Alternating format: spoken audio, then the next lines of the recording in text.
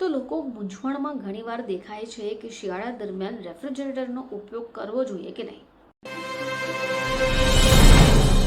નમસ્કાર દર્શક મિત્રો, ખબરશો.com પરથી હું દ્રષ્ટિ આપ સૌનું સ્વાગત કરું છું.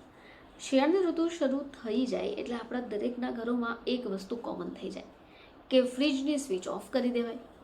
જોકે 99% લોકો તો જાણતા જ નથી કે આ પાછળનું કારણ યોગ્ય છે કે નહીં. તો લોકો મૂંઝવણમાં ઘણીવાર દેખાય છે કે શિયાળા દરમિયાન રેફ્રિજરેટરનો ઉપયોગ કરવો જોઈએ કે નહીં. હવે ઘણા બધા લોકો વીજળી બચાવવા માટે શિયાળા દરમિયાન એને બંધ કરે છે અને ઉનાળામાં પાછું ચાલુ કરે છે. જોકે ફ્રીજ યોગ્ય રીતે કામ નથી કરી શકતું. તો આવો જાણીએ કે શું શિયાળા દરમિયાન રેફ્રિજરેટરને બંધ કરવું જોઈએ કે નહીં, અને જો તમે એને ચાલુ રાખો છો તો કયા સ્તર ઉપર એને સ્ટાર્ટ રાખવું જોઈએ. તો જો રેફ્રિજરેટર લાંબો સમય સુધી બંધ રાખવામાં આવે છે તો તેનું કમ્પ્રેસર ભરાઈ શકે છે. હવે તમે એની મોટર મર્યાદિત ટાર્ક માટે રચાયેલી હોય, જે લાંબો સમય સુધી ઉપયોગ કરવાથી પિસ્ટનમાં ભેજ એકઠો થઈ શકે. હવે જ્યારે તમે ફ્રીજને બંધ કરી દીધું હોય અને લાંબા સમય પછી ફરીથી એને ઓન કરો છો તો મોટરનો ટાર્ક ઓછો થઈ જશે અને એ ભરાઈ જશે. આ ભરાઈ જવાથી રેફ્રિજરેટર વધારે ગરમ થાય, કોમ્પ્રેસરને નુકસાન થાય, જેથી રેફ્રિજરેટરને સૌથી પહેલાં તો બંધ કરવાનું ટાળી દો.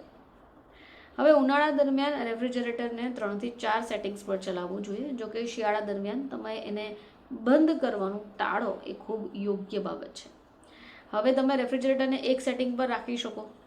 જો શિયાળા દરમિયાન રેફ્રિજરેટરને સૌથી નીચા તાપમાને રાખો એ પણ યોગ્ય છે. હવે રેફ્રિજરેટરનું પ્રાથમિક કાર્ય શું છે કે તાપમાનને નિયંત્રિત કરવું. હવે આ રેફ્રિજરેટરનું તાપમાન ઉનાળા અને શિયાળા દરમિયાન બદલાય છે.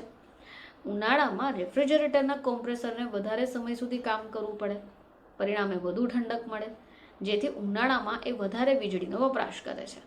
અને બીજી બાજુ શિયાળામાં રેફ્રિજરેટરનું કોમ્પ્રેસર ઓછું ચાલે છે.